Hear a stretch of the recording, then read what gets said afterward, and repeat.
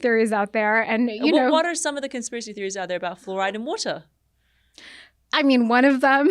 Yes, bring it on. This is the good stuff. The one that I hear a lot about is like that it's it's just a byproduct of the fertilizer industry, and it's just like the easiest way to dispose of it.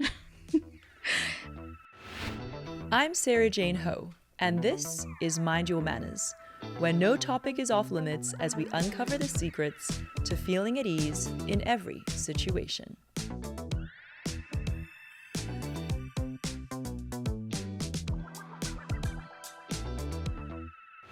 Centuries before Europeans were rubbing their teeth with cloth or chewing sticks, people in China were using bristle toothbrushes, herbal powders, and daily oral rituals rooted in traditional Chinese medicine. They understood something that modern science is only just catching up to. Your mouth is not separate from your body. It's a reflection of your overall health. And the best part? These ancient practices aren't just fascinating, they're incredibly useful today. Many of the foods, herbs, and rituals from TCM can be easily integrated into your life to boost oral hygiene, improve digestion, reduce inflammation, and maybe even help you live longer. On today's episode, we are going to talk about many of these techniques, from tongue scraping to herbal rinses and traditional tooth powders, and let you know what's worth adding to your routine and what's, well, better left in the past. My guest today is Dr. Chrystle Cu, a dentist, entrepreneur, and co-founder of Cocofloss, which has now been rebranded Cocolab. Dr. Chrystle is merging cutting-edge dentistry with ancient wisdom, and she's on a mission to reframe how we think about oral hygiene, not as something clinical or tedious, but as a vital part of holistic wellness. Dr. Chrystle, welcome to the pod. Thank you. Thank you for having me. What first drew you to dentistry, and when did you start seeing it as a wellness practice, not just a clinical one? So I will say my mother is a dentist. So that was, a very early introduction into the profession growing up around the practice. But I didn't really decide to be a dentist myself until college. I was a chemistry major, and I was trying to figure out what to do with it. And I did consider going into academia, going into research, but I ended up exploring pre-dental and had a wonderful time with the community aspect of it, getting to know actually just like young elementary school children in suburban Boston. Wow. Yeah. So you grew up in Boston? I did not. I actually grew up in the San Francisco Bay Area, but I went to college out in Boston. Where did you go? I went to Wellesley. Uh-huh. Yeah. And then Wellesley area, like Natick, Framingham, we would go into these elementary schools, like as a volunteer work, and teach little kids about oral health. And I had so much fun doing it. I very naively, at that point, decided to become a dentist. Wow. When did you start seeing it as a wellness practice, not just a clinical one? Well, I think maybe it's a California thing, but, I think culturally speaking, Californians tend to be pretty wellness oriented. And a lot of the things that we do or the things that become popular in culture are really wellness inspired, whether it's a yoga class or it's a green smoothie or, it's just part of everyday in California, right? Like, for example, what is California cuisine? It's a lot of like fresh fruits and vegetables, farm to table. And so culturally, we're living this wellness lifestyle, but I was seeing that there was a disconnect because my patients weren't really adapting or adopting like the most basic home care, like home care practices to support wellness. And so that's when I started to realize like it really should be part of wellness, but it wasn't. Can you give an example, like how they were not adapting? Well, so it's the same people who are wearing their athleisure, they're wearing their Lululemon from head to toe, and they're walking in with the green smoothie into my office. So it's like, you seem like you care about health, right? But then, you inquire about their home care practices, and the truth is the majority of people were not flossing at all. You'd be surprised how many people don't floss. I floss religiously. Like if I don't floss, I cannot have a good night's sleep. Yeah. Me too. I'll think about it the whole night. Yeah. Okay, we're made of the same ilk. Okay, and how did your Filipino heritage shape your approach to health and healing? Are you second generation? So actually, my family is Chinese from the Philippines.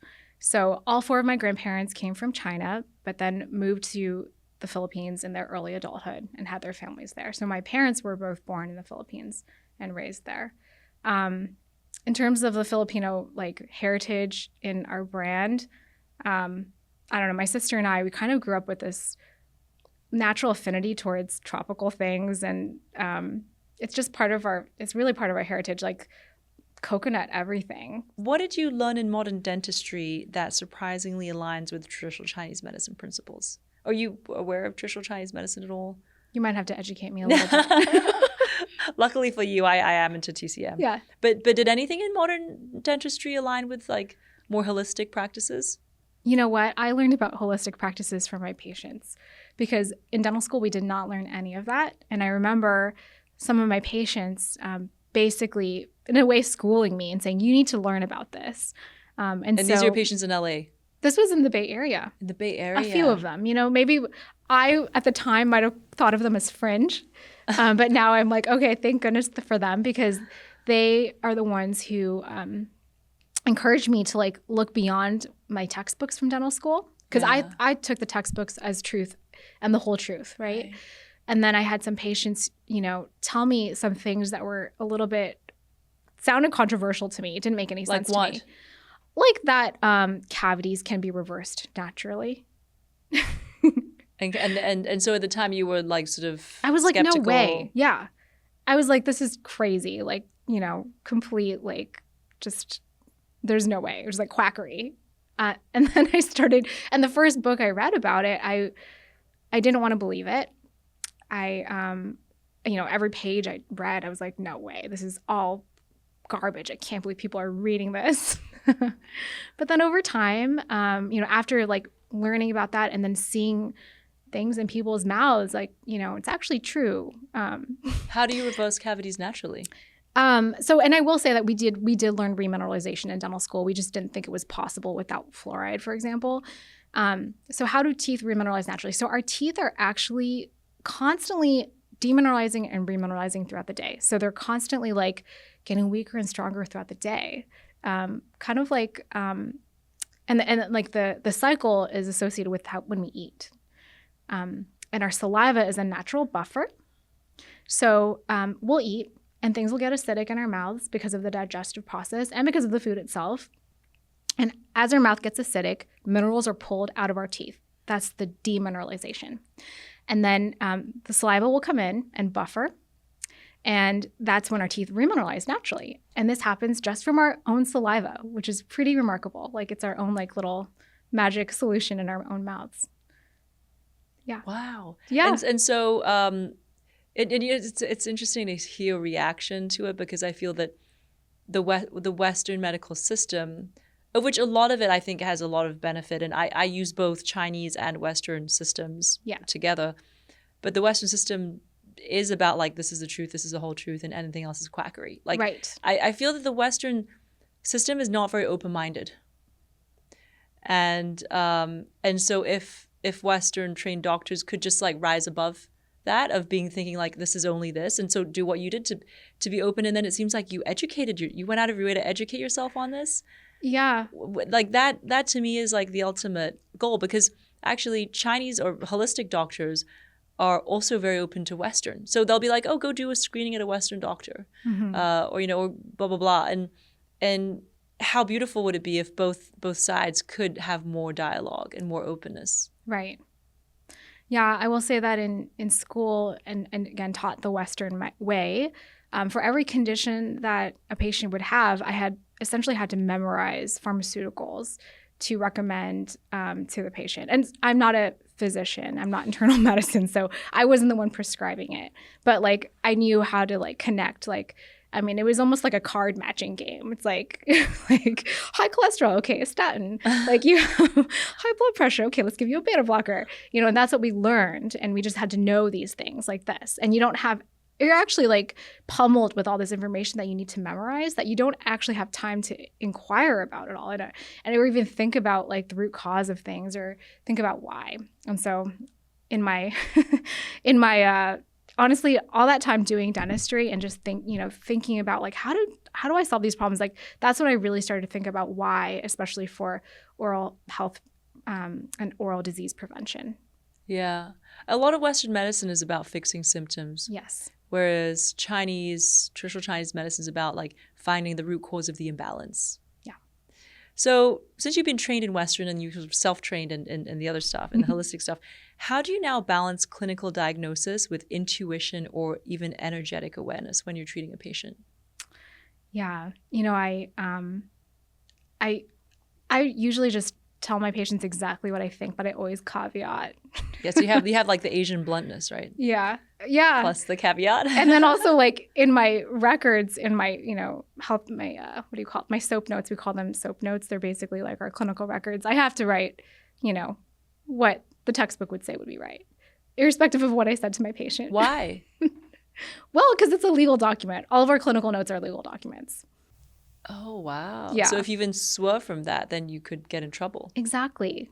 Oh. I know. It's unfortunate. So what do you do? So sometimes you feel like situation. for soap notes, you have to write, like you're kind of forced to write certain things, but then verbally you Yeah, add some and technically stuff? like, you want to be like honest and forthright, and technically your soap notes should reflect what you said, but at the end of the day, the soap note is your legal document. Like Right. I mean, we learned a phrase called cover your ass, and we learned to write our notes to cover our ass. So, yeah. So for example, like if you wanted to prescribe an antibiotic to a patient because of a dental infection, you should, write that in your note. But if you told the patient like, that they need to take a probiotic with it, like that doesn't actually have to be in the note because that's not like Legally bound. Yeah. Whereas like if you don't prescribe the antibiotic for an infection, you could get in trouble. Okay, so let's move on to ancient dental wisdom, because to prep for this interview, I mean, my thing is TCM. I was just curious, like, what were Chinese practices back in the day? And then I discovered that ancient Chinese oral hygiene was light years ahead of what was happening in Europe at the time. The oldest and most widely prescribed way of keeping one's mouth and teeth clean was gargling. And according to the Book of Rites in the Zhou dynasty, which is 1000 to 200 or so BC, by the way, there's a quote that says, "The whole family washes up and rinses their mouths after the cock crows." So that indicates this was a habit in China for at least 2,000 years, which is like Wow. pretty wild. So let's start off with bristle toothbrushes. I mean, I know Cocolab, you guys have a bristle We do. toothbrush. Did you know it was invented in China in the year 600? No, but that's fascinating. Right. So that's centuries before the West adopted them. They were made with boar bristles and bamboo or bone handles. They were actually brushing tools, so not just scraping or rubbing. And in Europe, actual toothbrushes didn't appear until the 1600s. Wow. And even then, they were inspired by Chinese imports. Incredible. I mean, what do you make of that? I mean, I believe it. That's incredible. And yours are made of bamboo, right? No, so mine are actually made with Oceanworks plastic. Oh, okay. So it's like ocean recycled plastic. Yes, it's from plastic that's collected from areas that lack formal waste management within 50 kilometers of the shoreline. Wow. And what should we look out for when choosing like a bristle toothbrush?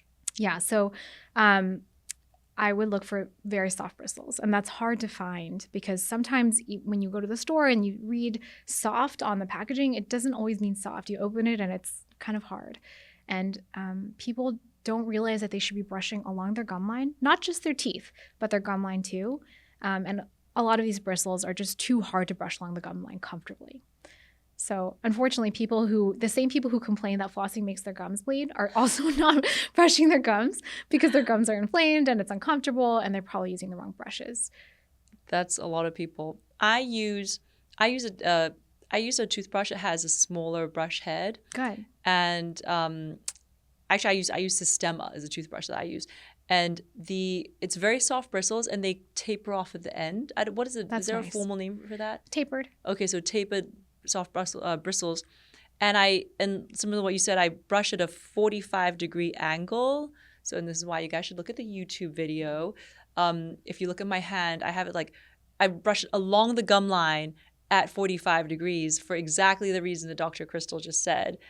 Because the main thing is like when the plaque is by the gum line, that's bad, right? Mm-hmm. So there's no point in just brushing the tooth, Mm-hmm. right? If you're brushing just straight along here at a 90-degree angle, like that doesn't do very much. But if you get up into the gum line at 45 degrees, you're like, that's proper cleaning. Yes. Now, how did you learn this? Because that's the ideal technique, but most people don't know that.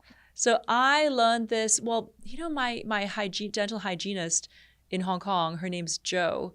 I've been going to her since I was 6 years old. So that's 33 years. And she's one of the best in Hong Kong. She's like who people who care about dental hygiene, they go to her. And she told me this, I want to say 15, 20 years ago. Amazing. She gave me a full-on lesson. And I go to her 3 times a year. Wow. That's a long way to travel for your dental cleaning. Well, it's my hometown, Yeah. It's like I see my dad, see my stepmom, see Joe. That's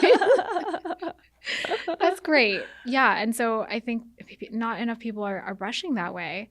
And so, I mean, that's why huge credit to the dental hygienists out there, because they are taking the time to teach people proper brushing technique.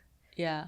And I do it for the inside too. It's like even on the inside of the teeth, I'm also doing it that 45-degree, like da-da-da-da-da-da. Yeah. And that's why it's important for me to have a small brush head. Yes. Because if it's too big, then I'm like, it's just not, it's not doing it the same way. That's exactly how I designed my brush, because I wanted to have a compact head to be able to reach certain areas. Also, I used tapered bristles and rounded bristles to both clean along the gum line and also polish like the enamel.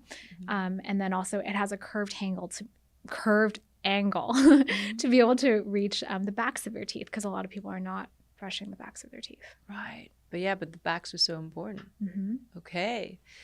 I was looking at toothpaste. Mm-hmm. And in China, toothpaste emerged even earlier in the form of herbal tooth powders. And there were all these recipes for different toothpaste or tooth powders, and mixtures included salt, mint, Sichuan pepper, aluminium, charcoal, and even something called coptis root, huanglian, which are all meant to cleanse, kill bacteria, whiten teeth, and balance heat. And so these herbs were chosen to reduce inflammation, clear damp heat, and freshen qi in your mouth. Amazing. How do you guys do your toothpaste? What should we look for in a good toothpaste today? Well, I will tell you I have a very biased view on this because I am a dentist. And so I know that most people are probably looking for whitening and flavor. For me, I really wanted to create a toothpaste that was generally clean ingredient, because I didn't want to have to put like a poison control warning on it. And so, is it poisonous, the stuff? Like, well, fluoride toothpaste, you wouldn't want to ingest it. Fluoride toothpaste. So ours doesn't have fluoride in it. Okay. But so it's important to look for a fluoride-free toothpaste. Well, I think it's okay to use a fluoride toothpaste. Just know what you're using and don't plan on ingesting it. Wait. So tell us what happens if you ingest it. Actually, you'll probably be fine. You just wouldn't want to ingest it excessively. And then there's this whole controversy about fluoride being in our water. So we are being exposed to fluoride all the time. It is in the water, right? It is in the water in most places. Yeah. But is it good for you? Because some people are like, oh, that's why it's good for your teeth. Like, is it good to have fluoride in the water or bad? Well, can my Brita filter it out? No, I don't think so. But maybe that needs to be fact checked too, by the way. So whether or not it's good, honestly, it's a very subjective type of question. It's deeply debated, super controversial, Interesting. In a way, political, religious in a way. Yeah. Really? How is the fluoride debate is like how really is a fluoride hot. Debate political and religious? Not that it's actually religious, but people are really die hard fluoride or die hard not fluoride. So it's I'm moderate. I'm moderate fluoride. Same. I'm moderate. I think that it has its place. I think that there's use for fluoride products that we use in the dental practice. Yeah. I'm moderate, but I will say personally, like if I had to choose to have it in the water or not, I personally for myself don't need it in my water. But of course it's hard, right? It's a public health problem because like you're trying to make a decision for like masses. Well, why do our governments put fluoride in the water? That's a great question. You wait. They don't have an answer for that. They say it's for tooth decay. But I feel like there's some. I feel like right, Kelsey. Back. I feel like there's some like what is it? Not controversy. What is the name of it when they say like? I know what you're trying to say. Conspiracy. Yes, I feel like there's a conspiracy theory here, Dr. Chrystle. There's something I you think know that we there don't know. You need to tell us. No, there are conspiracy theories out there, and you know. What are some of the conspiracy theories out there about fluoride in water? I mean, one of them. Yes, bring it on. This is the good stuff. The one that I hear a lot about is like that it's a you know it's just a byproduct of the fertilizer industry, and it's just like the easiest way to dispose of it. But you know what? I believe that. Yeah, I mean, you do? Well, I mean, okay. Does that didn't take much. Wait, does the industry use that though? Supposedly yes. So and listen, like all that whole it's like you said it was the agriculture industry. What was it? yeah, the fertilizer. Yes, industry. and that stuff is it's poisoning all of know. us. It's is. taking over our forests. It's poisoning us. It's releasing carbon emission, CO2 and you know greenhouse gases. And they have a lot of control over the government. Yeah, I'm sure they do. Okay, what's another conspiracy theory for fluoride in the water? I love conspiracy theories. My dad, mainly my dad. My dad loves conspiracy theories. Yeah? He believes all of them. Okay. I mean, I think that's the primary. I mean, it's whatever. Big fluoride is in bed with the government or something like that. I actually don't know all the details of all the conspiracy theories, but that's like really the primary one. And yeah, I mean, there was, you know, some study that was done that, you know, indicated that, you know, people living in an area that had fluoridated water by accident, I think the fluoride was in the water by accident, they had stronger teeth. But I think that study has since been debunked. And there's concerns now about like IQ deficits for children who do have fluoride in their water in their developmental years. So yeah, it's like, it's a thing, you know, it's definitely something. I'm not an expert on the fluoride piece, but I'm sure those studies were funded by the agricultural industry. I'll bet you. Potentially, yeah. But with the ones with, you know, that are showing that there's IQ deficits in children, you know, the agricultural industry. Oh, yeah, fertilizer industry is not happy about that. Yeah, well, yeah. I'm sure they'll come out with like a competing study that like they'll like just blanket over that. Yeah, that's true. Yeah. So as they do.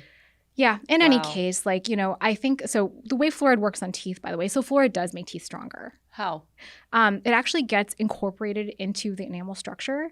And so our teeth are basically made out of hydroxyapatite. And when you put fluoride ion onto tooth, it turns into fluorapatite, which is more acid resistant. So it actually makes your teeth stronger. So there is a place for it, and we do use it in the dental practice as needed. But you know, the big controversy is really about fluoride in the water. And so like, do we want to put like, it's essentially like medicating water for every single person, you know, and just, it's just hard to have a one size fits all. That's what government's good at doing. Okay. Tongue scraping. It's been used for centuries, mostly out of copper or metal tools to remove coating from the tongue. And in China, ancient China, it was believed to detoxify the body and stimulate digestion. I see you have a tongue scraper. Can you open it up and show us? Yes, you're one of the first to see this. Is this a new product? It is. It hasn't launched yet. Wow. Yeah. When does it launch? Officially in September. Okay. So if this pod comes out beforehand. Maybe we'll put this pod around September. It's up to you. You guys can, it's all right. Okay, so and I, you know, I personally don't use a tongue scraper. I have plenty of friends who do. Yeah. Do you brush your tongue? Yes, exactly. It's like after I finish brushing my teeth, I do like a couple brushes on my tongue, and then you know that's it. It's in the morning. You might like mine then. Ooh. Because it's got a cute little heart shape as well. Yeah, it's actually inspired by a tongue. Oh, it's inspired by a tongue. Yeah, it's supposed to be a tongue yes, shape. I can kind of see it. Yeah. So tell us, like, how should we be choosing a tongue scraper, and how does one use a tongue scraper? When does one use a tongue scraper? Yeah. So, well, first I will say that people are not flossing every day, so I want everyone to floss every day first. Yeah. Guys, the number one, like, if there's one takeaway you should have from this episode, it's go floss. Yeah. I floss at night before I go to bed. So I floss and then I brush my teeth. Yeah. And then I go to bed. Yeah, better for gum health, brain health. You're going to have less bad breath in the morning. Okay, so assuming you've got the basics down, Yeah. brushing twice a day, flossing at night, Mhm. so tongue scraping. I personally like to use this tongue scraper morning and night. And in terms of how to choose one, they have ones made out of plastic and metal. Then one's made out of copper. This one's made out of medical grade stainless steel. And I would just, go with the one that you're going to use every day, really. So I know I should be biased and say use mine, but really you should use the one that you're going to use every day. And then where do you start? Like as high as you can go all the way down to the tip? Yeah, without throwing up. Without throwing up. Yeah, without gagging yourself. Yeah. Yeah.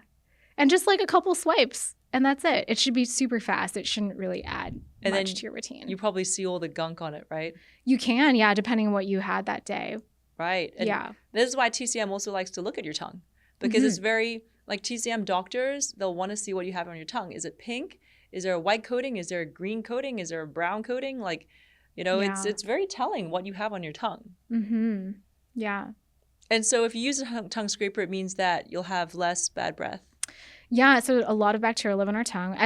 Bacteria live in our mouths. We have like hundreds of bacteria in our mouths, and that's normal, and it needs to be in balance. But this will actually help, keep everything in balance. And also it does help with bad breath as well. So how does it help keep things in balance? You don't want like overgrowth of proliferation of bad bacteria. The bad bacteria are the ones that are creating all the stinky sludge. So scrape that off.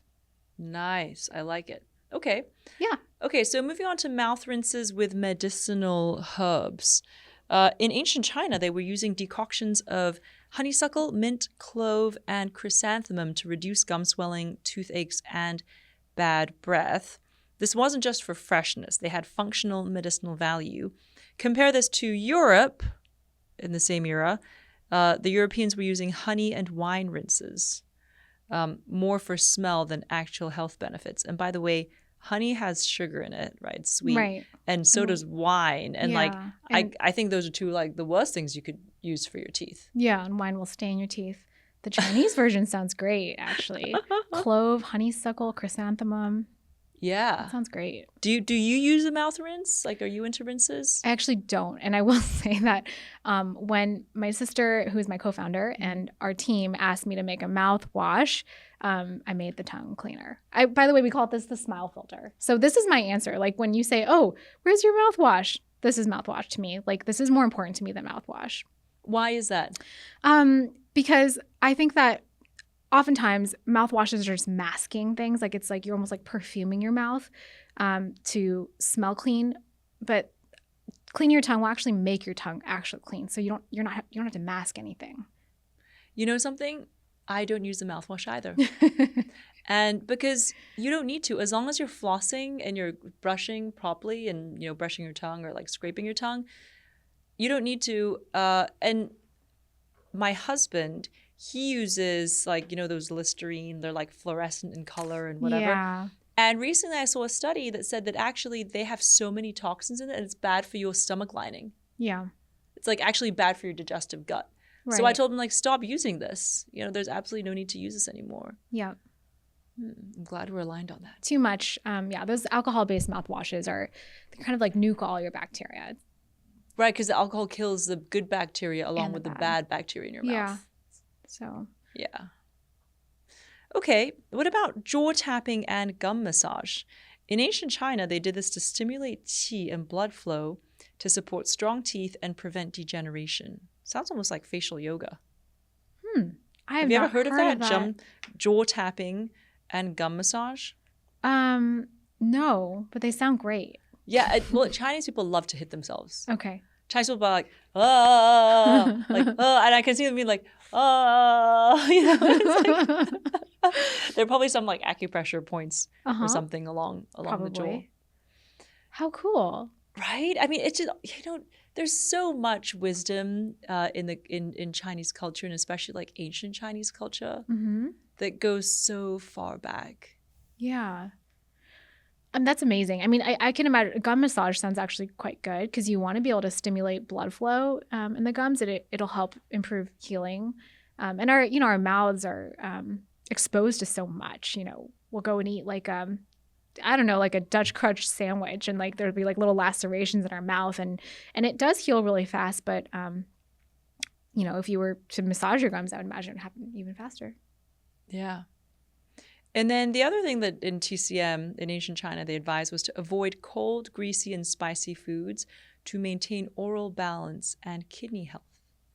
And this is, it's very interesting. Like oral care was not just external. Diet was considered key to preventing gum disease and tooth decay. Yeah, and I think, I mean, that's big. I feel like that's one of the most important messages that people haven't really connected yet. You know, I mean, really the mouth is the gateway to your entire body. Like so much of what we consume comes through our mouth. Yes, we're taking in things through our skin as well, but like, you know, we put a lot of stuff in our mouth. And so, it's just funny to me, like the disconnect. I had patients who will like walk in with like, you know, sugary boba drinks and then like ask me why they keep getting cavities. You know what I mean? And it's like, well, you know, maybe we should talk about the sugar in your diet. Yeah. Let's talk about that boba. And like, but for a lot of people, they're unwilling to let go of those things. Well, you know, because sugar is more addictive than heroin. Oh my gosh. Yeah. It's as addictive as heroin, basically. And I even find myself like going through phases. I have a sweet tooth, and then I'll go through like a week of like just gobbling up chocolate, and I'll be like, oh, my sleep is off, and then you can also feel that film, the plaquey film on your teeth after eating sweet things. Yeah. And then I'll go off of it, and then it'll go away, and you know, it'll be better again. What are some of the like worst things you could eat for your food? What are some of the worst things you can eat for your teeth? Crackers. Really? Yeah. Crackers? Like dry, basically carbohydrates, but like these, you know, sticky, like dry things that get stuck in your teeth. Right, chips. Yeah, chips and crackers do get stuck in your teeth, and then you have to use your tongue to like kind of, you know, get them out. The ones that get like stuck in the grooves of your teeth. Oh. Yeah, those are really bad. Like, but usually the more processed they are, the worse they are. So, let's say, for example, like a Ritz cracker, like that's really processed. Like it turns into like powder in your mouth, right? Whereas like, I don't know, let's say you're eating like, you know, like a seed cracker or something like that, one of those like Swedish wasa crackers or something. They're a lot less processed, and they're not as like readily fermentable in your mouth. Okay, and what is also bad? Also, I mean, sugars. Some people like, I've seen people get like cavities because of like, let's say they think they're being healthy, they're having their vitamin C, and they'll have like vitamin C drops, and they'll just like suck on them. Which is basically candy. Or I've seen that with like Ricola, for example. Like, you know, they just, sometimes it's like a habit, or they're addicted. They like the feeling, and then they, you know, hold it in their mouth, and then all of a sudden this whole area is compromised. Yeah. I have a question. What about when you put lemon in water? Because lemon is acidic, right? And just earlier you said acidic is bad. Yeah. Because I like very consciously do not put lemon in my water because for my teeth. Yeah, that's right. So lemon is super acidic, and it can weaken your teeth. As you're drinking the lemon water, it is, you know, at the same time that you're drinking it, it's pulling minerals away from your teeth. The nice thing is that our saliva does buffer, and the pH of our mouth will come back, and our teeth will remineralize. But it's a balance. And so if you are having lemon water more often than you're allowing your mouth time to buffer, then you're going to end up with weaker teeth. Yeah. So the Chinese were onto something when they really, you know, when they were like, diet is key. Yeah. How do the Chinese feel about lemon and water? We don't. Chinese, we just drink hot water. Yeah. No lemon, no nothing. And you can imagine when I'm, you know, in LA or in New York or whatever at restaurants, and they're like, lemon? And I'm like, nope. And they're giving me this quizzical look, and I'm like, they're just pot of hot water. That's all I need. Yeah. Like no fancy added, nothing else added, basically. Yeah. So it looks like in China, oral hygiene was integrated with internal medicine, energetics, and daily ritual. And in Europe, it was basically an afterthought until things got kind of gross. Like European oral hygiene was more about masking odor than treating root causes, which just sounds like Western medicine in general. What does the ideal oral care ritual look like at home, morning and night?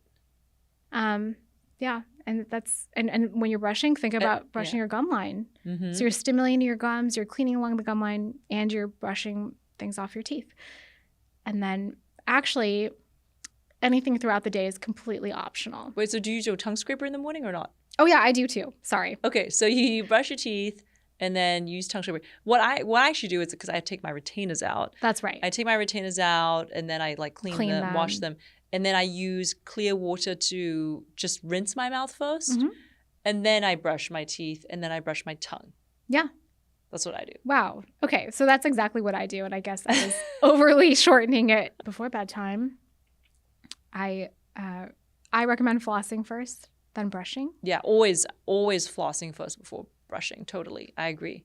Is there a percentage? I'm so curious. Like, is there a percentage behind the number of people who don't It's something in the realm of 20% at best. that don't or do? Do. That do floss? And that's here in the United States. So if you're talking like, let's say France, my mother's in France right now, and she's like going to every drugstore showing me how there's no floss on the shelf. She's like, the French don't floss. And I knew that already. Well, the French have bad teeth. Yeah, a They're lot of known to Europeans not are known to have not great teeth. Brits have terrible teeth. Yeah, they have great perfumes. Yeah, exactly. Like their way of showering is to just cover it up. Again, like the European way. Right. But I don't think Chinese don't have great teeth either. Mm-hmm. Like I'm pretty sure the Chinese are down there with most Americans. Probably, yeah. Yeah, so the majority of people just don't floss at all. So floss anytime before bedtime, and then I recommend tongue cleaning. Mm-hmm. Yeah. So it's the floss, it's the brush, it's the rinse with water, and then the tongue scrape, and followed by another rinse with water. Yeah, and then if you wear retainers, go ahead and pop those in before you Yeah, go to bed. that's like, my night just doesn't feel complete without the pop. Like the click, the click of the retainer. Yeah. I remember when I was like in my 20s and I was dating a guy, maybe 10 years older than me. And like it was like the first night we spent together, and then I like popped in my retainers, and then he said something and I smiled, and he was like, "Oh my God, you look like you're 12." And the moment I knew my husband was the one, was when I'd like popped in my retainers, clicked them in, and like I think he tried to like kiss me, and I was like, "Oh no, I have my retainers on." Yeah. And he was like, "I don't care," and he like made out with me anyway. Oh. With like tongue and everything. And I was like, I think he's the one. Yeah. That's cute. All right, listeners, your mouth isn't just where wellness begins, it's a mirror of your whole body. Thank you, Dr. Chrystle, for reminding us that oral care can be beautiful, intentional, and deeply connected to how we live and feel every day. Dr. Chrystle, actually, I know you like to take care of your teeth. I was wondering if you like to take care of your vagina. Mm-hmm. Because, Thank you. as you know, and we first connected because we were put together as like, founders of like wellness startups. I have my feminine care brand. Please open it up. Check it out. Check out what I gave you. So I think you're restocking me because I went and bought it already. You bought some? Wow. I did. Thank you for that. Yes, of course. What did you buy the first time? I bought the wipes, the spray. I think that's what's in here, right? So here I don't have this. Yes, so I gave you a wipe, and this is a cleansing gel. This is our travel version because I know you like travel a bit. I do. It smells so good. The moment you open the box, it smells so good. Yeah, it's just clean and fresh. Your vagina is not supposed to smell like spring flowers or laundry detergent. So ours is just herbal. Everything's so for listeners out there, my brand is called Antivorta, which means goddess of the future in Roman mythology, and everything. We have wash wipes and sprays for down south to fight odor, dryness, and irritation. Thank you, Dr. Chrystle. Mm-hmm. And it's just made with herbs, yeah. It smells so good. And, actually, the skin in our mouths is not too different from the skin in the vagina. That's I believe that. Yeah. So you think about, like, balance, right? But all the things we put in our mouths, it's not, some terrible things. Yeah, we have to be really intentional about establishing or achieving, maintaining balance in our mouths. And the same thing with our vaginal microbiome too, especially as we get, older and move into perimenopause and menopause. So, Dr. Chrystle, I hope you enjoy your goodies. Yeah, thank you. Thank you, everybody, for tuning in to Mind Your Manners. Check out the YouTube channel to watch the full episode.